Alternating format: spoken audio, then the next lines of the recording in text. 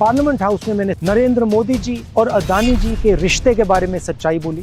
हिंदुस्तान के धन को किस प्रकार लूटा जा रहा है, ये सच्चाई पार्लियामेंट के रिकॉर्ड से मिटा दी गई। बिना एक्सपीरियंस के कोई भी बिजनेस शुरू करना और उस बिजनेस में देश के सबसे बड़े कॉन्ट्रैक्ट उठा लेना, प्रधानमंत्री जी ये जादू सिर्फ अदानी जी के लिए थी।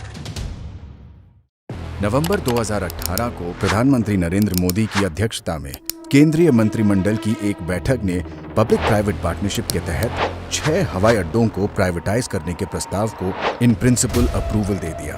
फरवरी 2019 में सरकार के नजदीकी अडानी समूह को पीपीपी मॉडल के तहत लखनऊ, तिरुवनंतपुरम, जयपुर, अहमदाबाद, मैंगलोर और गुवाहाटी में 6 हवाई अड्डों के विकास, संचालन और रखरखाव का कॉन्ट्रैक्ट मिल गया। ये खबर ध्यान देने वाली इसीलिए है क्योंकि अडानी समूह के पास हवाई अड्डों के संचालन या प्रबंधन का कोई पिछला अनुभव था ही नहीं। ये कहानी मित्र काल के कब्जे राज की है।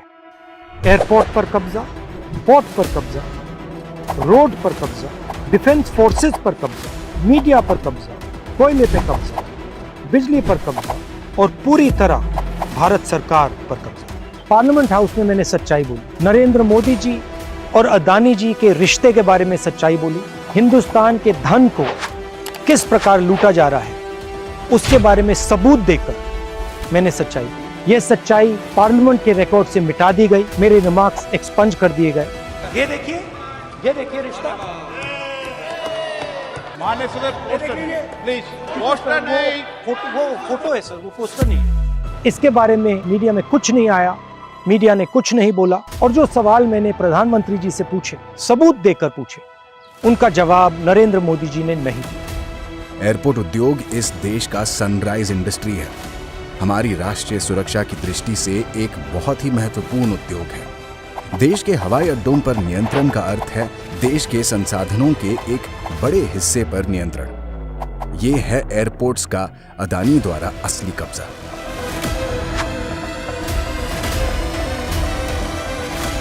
यूपीए सरकार के लिए हवाई अड्डों के निजीकरण का विचार उनके बुनियादी ढांचे और सेवाओं में सुधार के लिए निजी निवेश लाना था, जिससे यात्रियों को बेहतर यात्रा का अनुभव मिले। मैं बिजनेस के खिलाफ नहीं हूं, मैं प्रो बिजनेस हूं, मगर मैं मोनोपोली के खिलाफ हूं और मैं जादू के खिलाफ हूं। कौन सा जादू? 609 से 2 का जादू, 4 से 14 का जादू, 0 से 6 का जादू।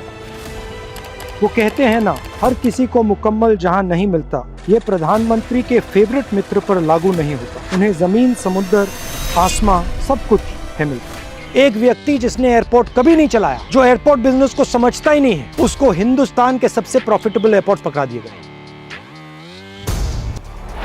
सरकार झुक गई और अडानी समूह के पक्ष में नियम बदल दिए गए। कॉन्ट्रैक्ट के लिए बोली लगाने से पहले और बोली लगाने के बाद हवाई अड्डा क्षेत्र में पूर्व अनुभव की आवश्यकता को खत्म कर दिया गया। दूसरा सवाल, एक ही व्यक्ति को 6 एयरपोर्ट्स क्यों दिए गए? नियम था कि एक व्यक्ति को ज्यादा से ज्यादा 2 एयरपोर्ट दिए जाए। ये 6 हवाई अड्डा विकास परियोजनाएं हाईली कैपिटल इंटेंसिव हैं और इसमें प्रोजेक्ट फेलियर्स होने की संभावनाएं भी हैं। और यदि कोई परियोजना विफल होती है तो विफल परियोजनाओं को लेने के लिए अन्य सक्षम बोलीदाता उपलब्ध होने चाहिए। एक और सवाल, जब यह निर्णय लिया गया, airport authority of India, unions, finance ministry और नीति आयोग सब ने ऑब्जेक्ट किया और कहा कि यह निर्णय गलत है। इनके ऑब्जेक्शन को किसने ओवरटर्न किया और क्यों? जो कंसेशन 30 साल का था उसे 50 साल का क्यों किया गया? और जो रेवेन्यू मॉडल था उसको क्यों बदला और किसने बदला? आखिरी जादू, मुंबई एयरपोर्ट, हिंदुस्तान के एयरपोर्ट्स के सोने की चिड़िया। मुंबई एयरपोर्ट के ऑपरेटर पर एजेंसीज का दबाव, सीबीआई, ईडी, और जैसे ही मुंबई एयरपोर्ट्स के ऑपरेटर अदानी जी को एयरपोर्ट ट्रांसफर करते हैं, वैसे ही एजेंसीज उनको क्लीन चिट दे देती हैं। मैंने ये सारे मुद्दे उठाए और ये सुनिए नरेंद्र मोदी जी का जवाब। तुम्हारे पांव के नीचे कोई जमीन नहीं। कमाल ये है कि फिर भी तुम्हें यकीन नहीं। प्रधानमंत्री जी ने शायद दुष्यंत जी कि कविता की अगली दो पंक्तियां नहीं पढ़ी। मैं बेपनाह अंधेरों को सुबह कैसे कहूँ, मैं इन नज़ारों का अंधा तमाशबीन नहीं। सच्चाई बोलना, सच्चाई का सामना करना हमारे देश की हिस्ट्री, हमारे देश का इतिहास है।